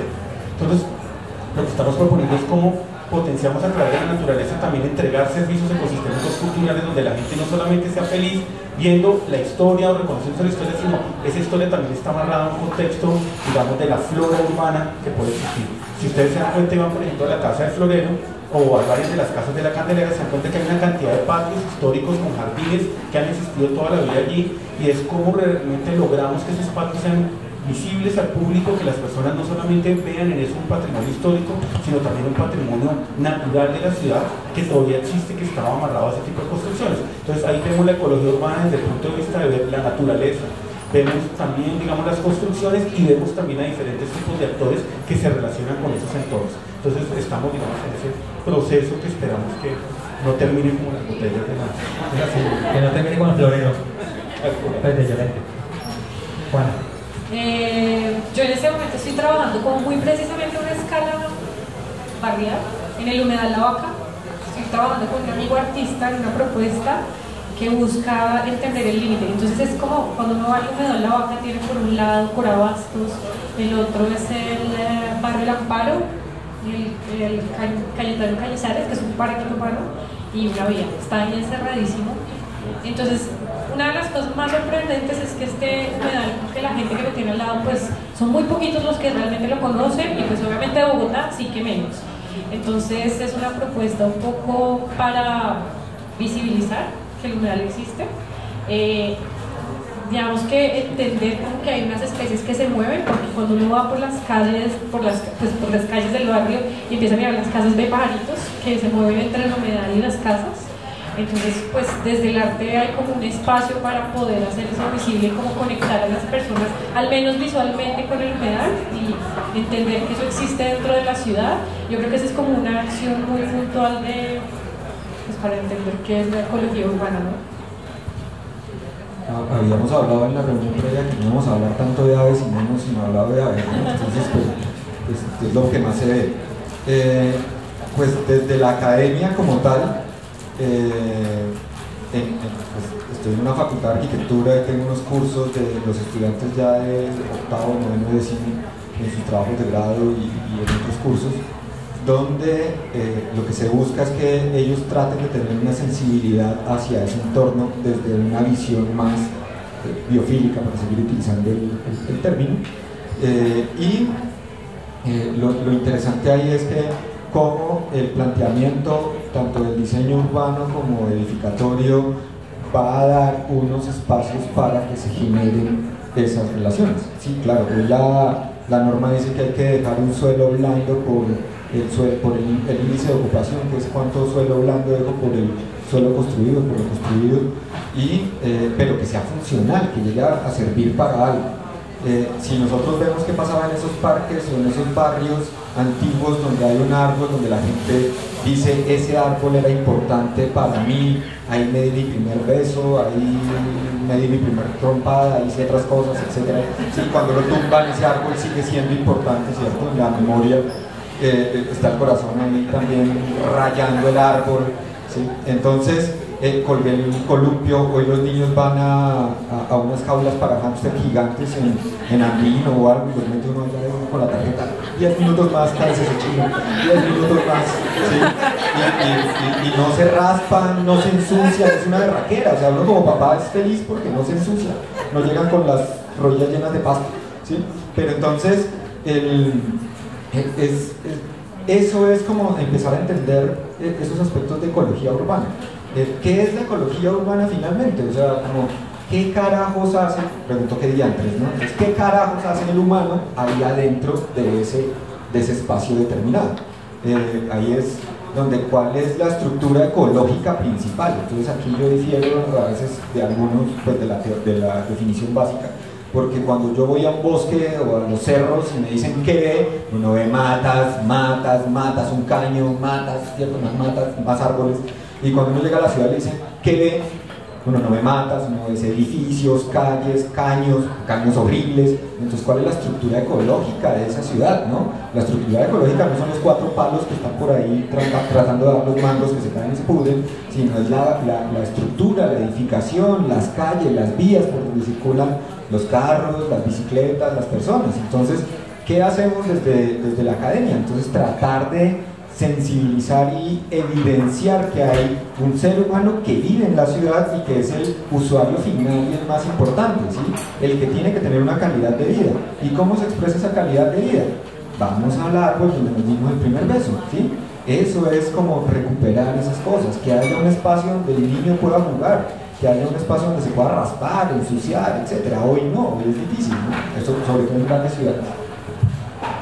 Bueno, excelente. Entonces ya tenemos los ejemplos puntuales que nos aclaran mucho de qué se trata la ecología urbana. Diferentes niveles, ¿no? Bueno, pero entonces me preocupa un poco el hecho de que esta charla tan interesante, académica, profunda, tal vez no se esté aplicando en las políticas públicas. Entonces esa era mi pregunta. ¿Ustedes saben si desde la política pública se está haciendo algo para aplicar los conceptos que se generan desde la ecología urbana? ¿Hay comunicación con ustedes? ¿O definitivamente unos van por un lado y otros van por el otro? Yo creo que eso es como una cosa que está en evolución, porque se han salido políticas públicas como muy... está la de Medellín, política pública de biodiversidad, la política pública de los humedales de Bogotá. Yo trabajo en un banco de desarrollo, pues a nivel nacional, y digamos que tenemos un programa súper interesante que es Ciudades Sostenibles y Competitivas. Entonces ahí nosotros como que estudiamos las ciudades y toda la parte ambiental, pero digamos que en el discurso de la mayoría del sector público lo que domina realmente es todo mirando hacia servicios públicos. Digamos que el tema ambiental se entiende muy así: servicios públicos, espacio verde como un indicador de metros cuadrados por habitante, y pues obviamente que ya empezó a sonar mucho todo el tema de riesgo y bueno, todo muy en función como de una norma muy rígida de cumplir como unos estándares, una calificación que al final pues dice que tan bueno o malo fue el gobernante para implementar ciertas normas, pero no, digamos que el tema de biodiversidad realmente pues es muy débil dentro de yo siento que dentro de los gobiernos locales sobre todo, y a nivel de implementación pues falta muchísimo, porque no hay muchas herramientas para implementarlo y que realmente esto se vuelva como vinculante, o sea, como que se pueda realmente, que tenga una consecuencia no implementarlo, como que se hace la norma y ahí queda perdida, y pues la hicimos, pero bueno, y los indicadores para medir, y bueno, eso no pasa nada. Eso por un lado. Siento que a nivel nacional se hacen más cosas. Ahorita se está haciendo la evaluación de biodiversidad, que es a nivel nacional, y digamos que reúne varias personas, varios expertos científicos, conocimiento indígena, todo este tipo de cosas, pero quizá todavía queda como a ese nivel y no se baja como al nivel local. Es como mi percepción. eso iba a decir, mi percepción también es que sí, Bogotá tiene una política de biodiversidad. Las metas a mediano plazo eran al 2014, creo, o al 2020. 2020, las a corto plazo en 2014. Seguramente si vamos a ver, las del corto plazo no se cumplieron, las del mediano plazo ni siquiera se saben cuáles son seguramente. Medellín hace su política de biodiversidad también, tiene un plan de acción también bacanísimo, de pronto van un poco más allá. Pero de pronto le falta como fuerza a los entes que generan estas políticas y estos planes de acción para que se lleve a cabo.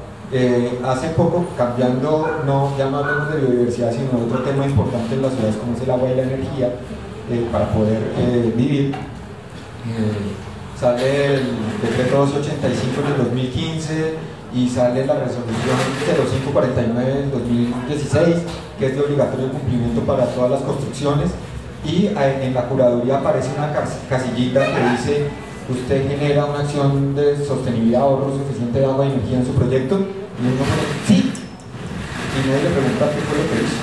¿Sí? Entonces, desde poner un bombillo LED ya es sostenible, pero no hay un seguimiento de una cosa que permita que realmente sí estemos viendo que sí somos sostenibles.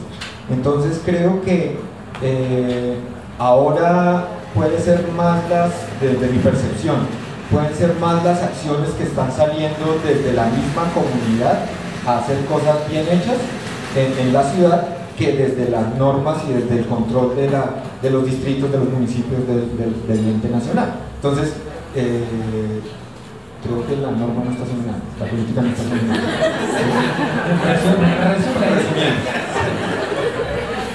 Yo sí creo que hay como un panorama medio agridulce, o sea, el tema no es ni tampoco ni tan negativo, que no se haga nada. Yo creo que hay que empezar a reconocer que, digamos, Colombia tiene un patrimonio en términos de una serie de lineamientos generales particularmente relacionados con lo que se conoce como los planes de ordenamiento territorial de los municipios en Colombia, que tienen la obligación de definir una estructura ecológica. Esa estructura ecológica no son más que espacios, digamos, que realmente son muy importantes para el mantenimiento de esa biodiversidad y para el mantenimiento de una serie de procesos que son fundamentales para nuestro bienestar y calidad de vida, que no están solamente circunscritos a lo urbano, sino que están realmente, y es empezar a reconocer a las ciudades no como la ciudad, el borde de ahí para adelante, pues mire a ver qué pasa, sino que estamos hablando digamos, de ciudades-región. Realmente estamos insertados en una región donde hay unos ecosistemas que nos están entregando una cantidad de servicios que nosotros estamos beneficiándonos, pero muchas veces como no los vemos directamente, no los percibimos. Pero esa ley 388, que fue la que reconoció en los planes de ordenamiento territorial la estructura ecológica principal, son un patrimonio importantísimo de la política pública, en términos de que digamos, obligan a aquellos municipios que tienen que tener ese plan de ordenamiento a definir esa estructura y a protegerla. Ahora, el problema es la aplicación, y de ahí para adelante, y es el tema de qué pasa con esos espacios de la estructura ecológica principal en todo el país. Bogotá es un ejemplo más de ello, donde lo que vemos es que los espacios están ahí a su suerte.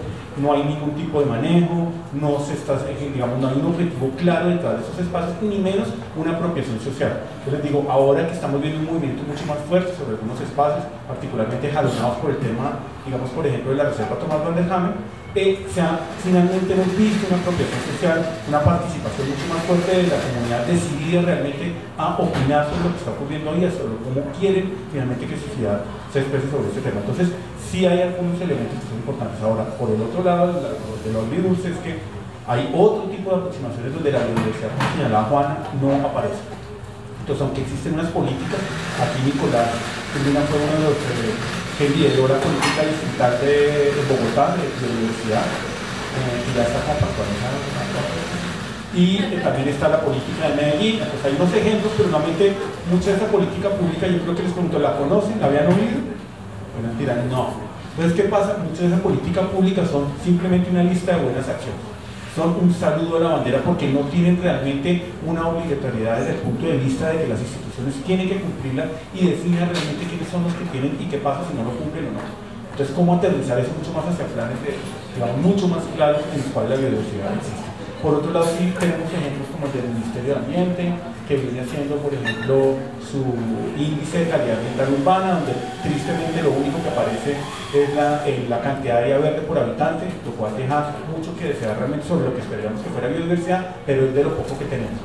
Está pues todo lo que hace el programa de ciudades sostenibles, que también pienso que aún es un poco superficial sobre los temas de biodiversidad, donde yo creo que seguramente hay mucho por hacer y que realmente necesitamos ver esa biodiversidad mucho más claro, tanto en cantidad como en calidad. Y por último, sí señalo y resalto el trabajo que ha hecho el Instituto Humboldt sobre este tema, particularmente los últimos 2 o 3 años. Yo participé de un proceso, por eso lo resalto. Y es que realmente el instituto se metió en un proceso en el cual pudiera generar lineamientos sobre cómo incorporar la biodiversidad y los servicios ecosistémicos en la planificación y el ordenamiento de los territorios de los municipios en Colombia. Y eso generó unos lineamientos que algunos municipios lo han acogido, otros no, pero realmente han sido la semilla para que empiecen a darse cuenta que puede ser una forma de ordenar el territorio, que no solamente la forma de ordenar el territorio es dónde construyo, dónde no y para qué, sino que realmente la estructura principal sea ese determinante. Entonces es muy interesante eso que están haciendo, inclusive con estrategias de cómo incrementar área verde en las ciudades, y ahí hay detrás de todo un desarrollo interesante, que lo que necesitamos es, nuevamente como les dije en alguna pregunta, es voluntad política y realmente formas de financiar finalmente estos digamos, temas a largo plazo, que no sean como que un día a alguien se le ocurrió chévere la moda y al otro día ya desapareció el panorama. Hay un tema que es que estamos empapelados. Los cerros y el río Bogotá, han habido no sé cuántos estudios, están empapelados estudios, así como las cuencas, los concas, y no pasamos a la acción. Y siempre, digamos, nosotros como ciudadanos criticamos y criticamos al Estado, y el Estado a su vez subestima a los ciudadanos. Entonces, las participaciones son información de lo que se está haciendo, pero definitivamente, y pues, por ejemplo, en los cerros y el río Bogotá tienen unas órdenes de cumplimiento y ni aún así se cumplen. Entonces, yo creo que el sentido es otro, el sentido creo que va más allá a una complicidad, que haya una mayor complicidad entre la ciudadanía y el Estado y la ciudadanía, porque si no esos ciclos no se rompen, o sea, seguimos, ¿no?, formulando y estudiando, y a la vez el ciudadano empieza a hacer acciones particulares, por ejemplo nosotros, ¿no?, las iniciativas ciudadanas empiezan a hacer todas estas acciones maravillosas que se están empezando a hacer, pero cada uno va como por su lado. Entonces nos falta ver cuál es el pegante que hace que tengamos esa complicidad. Una cosa, y es como ya para cerrar, y es como el tema de la importancia que tenemos todos acá de realmente empujar estos procesos, y es finalmente todos estos temas de naturaleza en ciudades importantes que puede tener finalmente la naturaleza en nuestra calidad y bienestar de vida, tiene que ver con un tema completamente que existe una política pública, una normativa, pero también de abajo hacia arriba, como lo que señala Diana, en términos de apropiación social, de involucrarnos, de realmente sentir que eso que está ahí tiene que ver con nosotros. Y esto tiene que estar finalmente esa tenaza movida por temas de conocimiento e innovación. Y esa innovación solamente se va a dar en la medida en que nosotros realmente nos involucremos en este proceso. ¿Y cómo podemos nosotros desde abajo para arriba, como dices, como ciudadanos, actuar? O sea, ¿qué se puede hacer? No, pues eso sí, en todas partes del mundo están pasando cosas, no es sino contar lo que están haciendo. Por ejemplo, en Sao Paulo, una mamá quería celebrarle el cumpleaños a su hija y lo empezó a celebrar en la calle, y al día siguiente empezaron a hacer actividades dentro de la calle los mismos del barrio, y cada uno del barrio entonces aportaba flores. Empiezan a ver las huertas urbanas, todos los colectivos que empiezan a generar, ¿no?, reacción ante cosas que están pasando, y todo eso sumado, pues hay muchísimos. O sea, nosotros tenemos una cosa que se llama la red de iniciativas ciudadanas, que son cada grupo de ciudadanos que están haciendo cosas, pues particularmente por los cerros. Ahora estamos involucrando a los colegios, a las universidades, y eso está digamos, el furor por ese tema, como de que el Estado está por allá, no está haciendo cosas, pero falta lo que digo, ¿no?, esas conversaciones más cómplices. Y yo creo que no encerrarse en el conocimiento, como que yo insisto mucho en eso, ¿no? Yo empecé a aprender cosas en la medida que empecé a conocer biólogos, ecólogos, y cuando hablo con un economista, digamos que empezamos a ver otras cosas y otra perspectiva, Entonces yo creo que eso sí es fundamental, cómo empezar a ver como las preocupaciones de cada disciplina, porque finalmente uno es, no sé, sabe de algo, pero también uno es ciudadano y uno va más allá, o sea, como también reconocerse un poco más allá de la profesión que eligió, sino uno como ciudadano pues tiene un rol muy importante y ese conocimiento como de entregarlo a los demás para pues generar debate y a veces eso es algo como que no se aprende mucho en las universidades, como que todo el mundo es tan fragmentado y hasta después de mucho tiempo que empieza a tener unas discusiones interesantes, entonces yo creo que pues, uno aprovechar ese espacio de explorar y como conocer más las preocupaciones de las diferentes disciplinas. Ahí es donde realmente salen los proyectos más chéveres. Hay una cosa y es como, ¿cómo hacemos para construir ciudadanía? ¿Cómo hacemos para construir vecindad?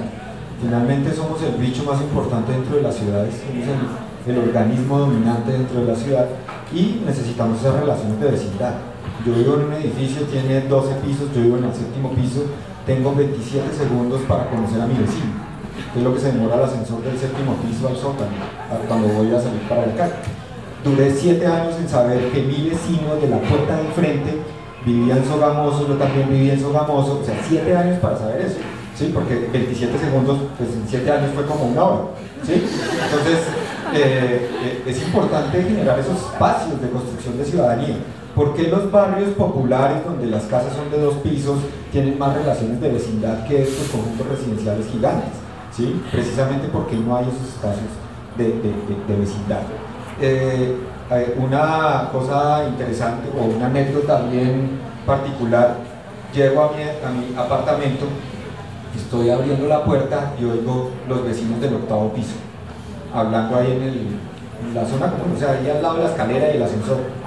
Bueno, entré al apartamento, al rato vuelvo a la cocina algo y sigo oyendo las personas hablando, entonces yo como digamos, buen vecino salgo a ver qué les pasa, ¿sí? Se quedaron por fuera, necesitan llamar por teléfono, una agüita, no sé, cualquier cosa, ¿cierto? Una tacita de azúcar. Entonces llego al 8º piso y les digo, y encuentro, digamos que una puerta es allá donde está ese parlante y la otra acá, más o menos a la distancia que hay entre puerta y puerta ahí, y tenían sillas afuera, ¿sí? Y entonces tiene un sistema de sensor de movimiento, entonces cada vez que se iba la luz, movían la mano para que se prendiera la luz. Los apartamentos tienen balcones, entonces si querían charlar, ¿por qué no se hacen en el balcón o en la sala, ¿no? Estos eran venezolanos que venían de clima cálido, donde había, pues sacan las sillas a la calle y hablan en la calle, entonces llegaron a hablar en la calle. ¿Cuál es la calle? La zona común ahí al lado, porque como uno sale al parque del edificio y todo eso, no pisar, no saltar, no mirar, no hablar, porque como es ese jardinería de escuadra y barrer y trapear, entonces no se puede hacer nada. Entonces, ¿cómo creamos espacios de vecindad? Eso creo que es lo fundamental para que podamos realmente llegar a generar una nueva visión de esa ciudad. Bueno, ya entonces, como el tiempo se nos está acabando, yo quisiera que primero le demos, antes de las preguntas, la trivia, un aplauso a nuestros panelistas, por favor.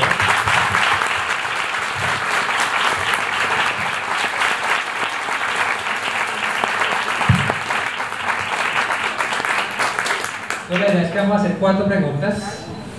Ustedes tienen preguntas. La idea es que hacemos la pregunta y ustedes no vamos a hacer qué hace colombiano.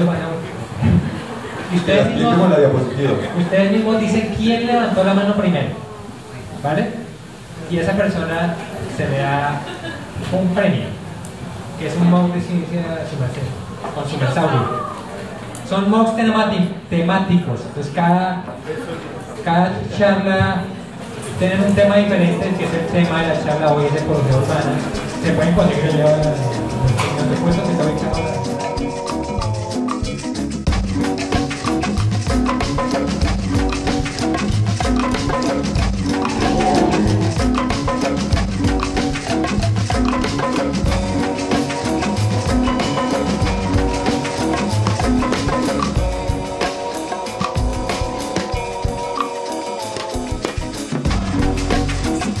notificado cuando salga un video nuevo, suscríbete a nuestro canal oprimiendo el botón rojo y después la campanita.